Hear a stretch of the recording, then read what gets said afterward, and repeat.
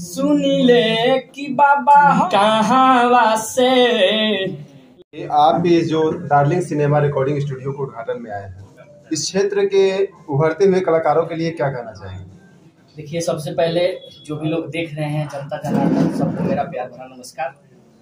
और कहना चाहेंगे, जैसे हम लोग कलाकार लोग पटना जाते हैं, बनारस जाते हैं, दिल्ली जाते हैं, मुंबई जाते हैं, अगर हमारे घर में ये सुविधा हमें मिलता है तो हमारे लिए बहुत गर्व की बात है। और जो रेट हम वहाँ देते हैं उससे ये हो सकता है कि उससे थोड़ा सा कम यहाँ लगे।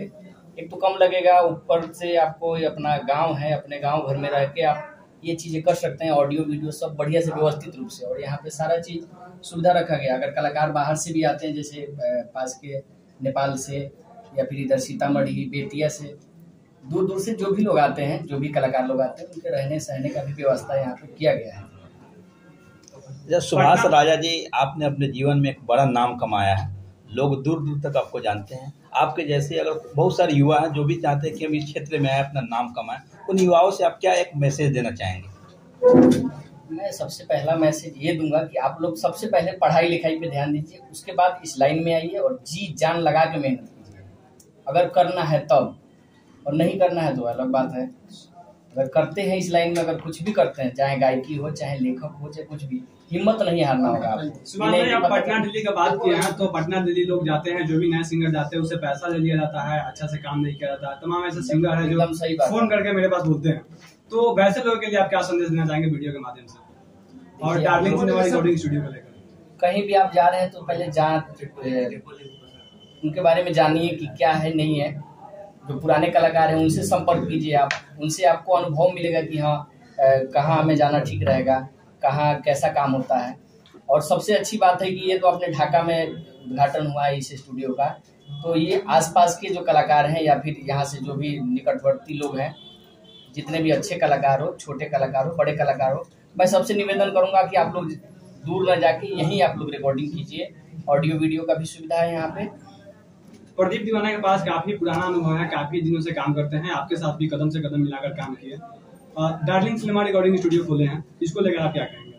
लोगों से, नए नए सिंगर से क्या अपील करना चाहेंगे? मैं सबसे अपील करूंगा कि आप लोग आइए और यहाँ से प्रोजेक्ट अपना करिए, पूरे निष्ठा से आपके साथ काम कराया जाएगा, गवाया जाएगा आपको बढ़िया से। और बाकी लेखक तो है ही है, गाने का भी दिक्कत नहीं है आपको कि ये होता है फ़ोन करें किसी और के पास कि यहाँ से मुझे गाना चाहिए, लिख के दे दीजिए। चाहे म्यूजिक का भी दिक्कत नहीं होगा यहाँ पे। अपने मोतिहारी में बहुत बड़े बड़े दिग्गज लोग हैं जो म्यूजिक बजाते हैं, उन लोगों से भी आप म्यूजिक यहाँ से ले सकते हैं। कोई ज़रूरी नहीं कि हम आर्या शर्मा के पास ही जाएंगे, प्रियांशु सिंह के पास ही जाएंगे।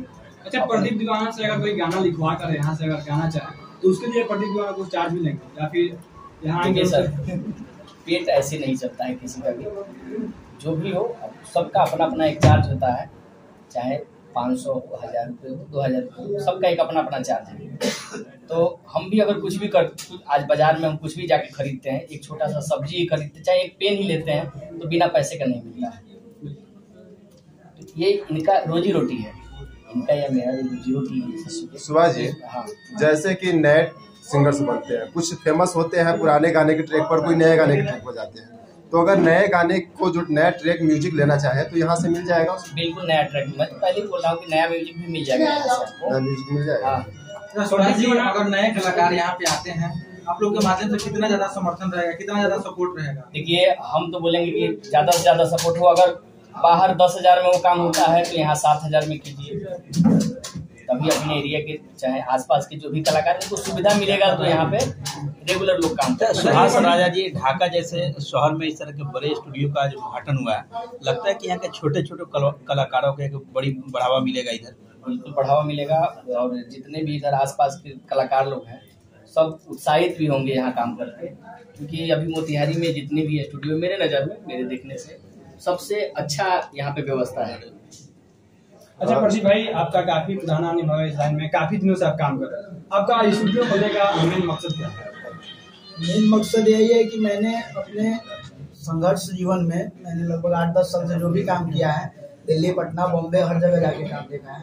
सबसे पहला कमी ये देख रहा था ना कि हमारे क्षेत्र के कलाकार, हमारे लोकल एरिया के कलाकार, हमारे जानने वाले कलाकार हौसला लेकर तो जाते हैं, दिल्ली, बॉम्बे, पटना हर जगह जाते हैं, लेकिन उनको वो चीज नहीं मिल पाता है जिस चीज के लिए जाते हैं, और लास्ट में मिलता है क्या, वही उदासी, फिर घर पे आ जाते हैं और वहाँ पे लोग लूटते हैं। उनको दूसरा चीज कह नहीं पाते हैं क्योंकि वो बाहर है।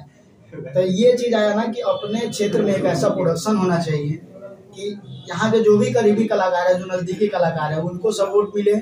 इससे क्या होगा ना कि क्षेत्र का भी नाम बड़ा होगा, और दूसरा चीज है कि उनको सुविधा मिलेगा। कल को अगर मैं गलत काम करूंगा तो पड़ोसी हूँ आ जाएंगे, और करेक्शन जो भी चीज है अपने घर का है। दिन में अगर आदमी काम किया, नाइट में समय दे दिया, ये भाई करेक्शन करा लीजिए अपना। तो ये सबसे पहला उद्देश्य था कि अपने क्षेत्र के कलाकारों को बढ़ाना। चलिए, अक्सर कहा जाता है भोजपुरी फिल्म इंडस्ट्री के अंदर कि बहुत सारे सिंगर ऐसे होते हैं जिनके गायकी में दम होता है, लेकिन अच्छा प्लेटफॉर्म नहीं मिलने के कारण दब जाते हैं। वैसे सिंगर के लिए यहाँ से क्या कुछ मिलेगा? वैसे सिंगर के लिए मैं ऑफर क्या करूँ, वो जैसे खुश हो, उनको जैसे बेनिफिट चाहिए, जैसे मतलब वो जिस तरह से खुश हो। अब उनको अगर गायकी में सपोर्ट चाहिए, ऐसे में सपोर्ट चाहिए, मार्केटिंग में सपोर्ट चाहिए, गायकी अच्छा होता है उसका, लेकिन सही प्लेटफॉर्म नहीं मिलेगा तो दब जाता है। तो उनको प्लेटफॉर्म का सपोर्ट चाहिए, यही ना आपके कहने का मतलब। अगर प्लेटफॉर्म नहीं मिल रहा है तो प्लेटफॉर्म का सपोर्ट चाहिए। तो हम पूरा कोशिश करेंगे कि उनको उस टाइप का बेटर प्लेटफॉर्म मिले कि वो जल्दी से जल्दी मुकाम को हासिल। काफी ओवर कॉन्फिडेंस के साथ कह रहे हैं। एकदम कहेंगे, काहे नहीं कहेंगे, मेहनत पे विश्वास करते हैं। हम रिकॉर्ड कह रहे हैं कि अगर थोड़ी भी उनमें दम होगी, ऐसा नहीं है कि मैं उसको सपोर्ट करते रहा और उसका प्लेटफॉर्म कहीं अलग जा रहा है। कॉम्बिनेशन होना चाहिए दोनों का। अगर कॉम्बिनेशन रहा तो गारंटी के साथ कहते हैं कि रंग ला देंगे। नए लोगों को मौका मिलेगा, नए लोगों के लिए और पुराने लोगों के लिए, सभी लोगों का मौका मिलेगा। आप एक अच्छे राइटर रह चुके हैं, शिवाजी के लिए बहुत से गाने लिखे हैं और भी लोगों के लिए लिखे आपने, और खास करके अभी भोजपुरी को लेकर एक छवि बनी है जो फुहरपन को लेकर के, अश्लील गाने को लेकर के। इस नए स्टूडियो के माध्यम से क्या मतलब कि लोगों को आश्वासन दिलाएंगे कि वो इसी तरह से चलते रहेंगे जैसे पहले चलते थे, या कुछ नया देखने को मिलेगा? देखिए, नया मिलेगा। हम लोग परमानेंट कोशिश करते हैं कि मार्केट में कुछ नया लाए। हर जब भी हम लोग कलम उठाते हैं तो पहला कोशिश होता है कि इस कलम से एक नया रेखा खींचा जाए, कोशिश होती है। बाकी तो डिसीजन ऊपर वाले लेते हैं। रहा सवाल फुहरता का, तो ऐसा नहीं है कि फुहरता हम लोग करते हैं, चाहे जो फुहरता करते हैं वो अच्छा नहीं करते। अभी बहुत सारे निर्गुण भजन भी हम लोग किए हैं। अब आगे बोलबम का सीजन आ रहा है, रिकॉर्ड है, आप सबको पता होगा कि बोलबम रिकॉर्ड है, सुभाष राजा बजता है। अच्छा, साथ में यहाँ पे आदित्य राज भी है। क्या कहना चाहेंगे आज डार्लिंग सिनेमा रिकॉर्डिंग स्टूडियो के शुभ उद्घाटन में पहुंचे हुए, इसको लेकर क्या कहना चाहेंगे? सबसे पहले आपके इस चैनल के माध्यम से और डार्लिंग सिनेमा रिकॉर्डिंग स्टूडियो के माध्यम से हमें जो देख रहे हैं आप सबों को हमारा नमस्कार प्रणाम। और इसके लिए कहना क्या है, जैसा कि सुभाष जी ने बताया, प्रदीप जी ने बताया, तो हम तो यही कहेंगे कि क्षेत्रीय हमारे जो भी कलाकार हैं, जो छोटे कलाकार हैं, छोटे गायक हैं या हम बड़े गायक हैं जो बाहर जाते हैं, उन लोगों के लिए ये डार्लिंग रिकॉर्डिंग जो है एक उम्मीद की किरण है।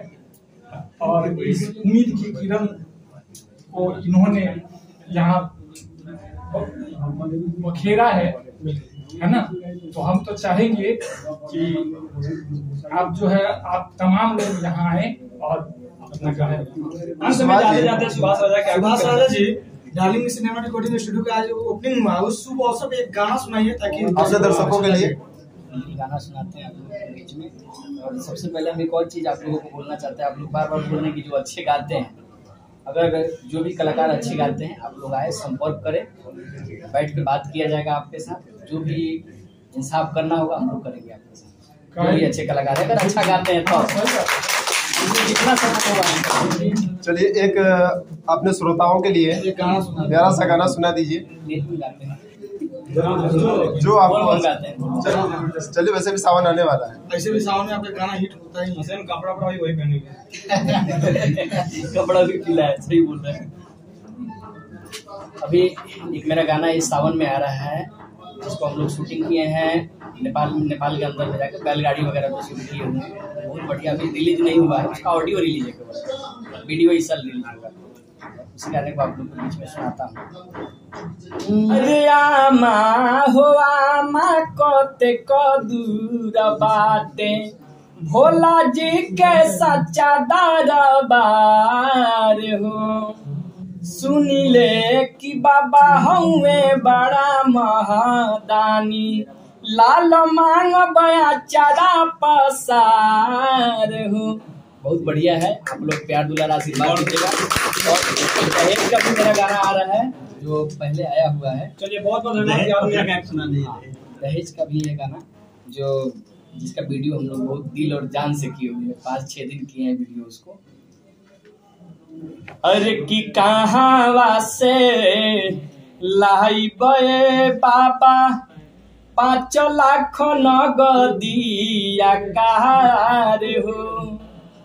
कहाँ से लाई बे बाबा 5 लाख नगदिया कार हो। सुभाष सर, इस गाने के माध्यम से क्या दर्शाना चाहते हैं आप लोग?